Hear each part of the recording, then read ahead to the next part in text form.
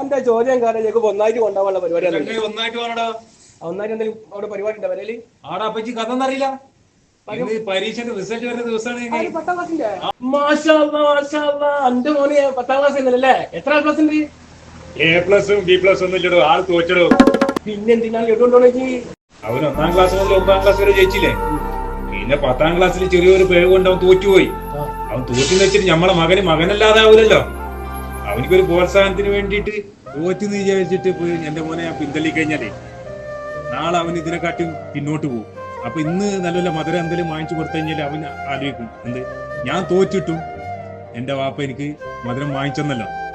അപ്പൊ അവന് ഇനി ജയിച്ച് കാണിക്കാൻ വേണ്ടി നടക്കും. അപ്പൊ ജയിച്ച് കാണിച്ച ഇതിനെക്കാട്ടി നല്ല മധുരം കിട്ടുന്നുള്ള പ്രതീക്ഷയിൽ അവൻ ജയിച്ച് കാണിക്കും. ഷിയാബേ, എന്റെ ഈ തീരുമാനം ഉണ്ടല്ല, അത് നല്ലൊരു തീരുമാനമാണ്. എന്റെ മോനെ തോറ്റെന്ന് വിചാരിച്ചിട്ട് അവനെ ഒരിക്കലും നിരുത്സാഹപ്പെടുത്തിയിട്ടില്ല. ഇതിനെന്റെ മോനെ എനിക്ക് ഇതിലും വലിയൊരു വിജയം എനിക്ക് സമ്മാനിക്കും.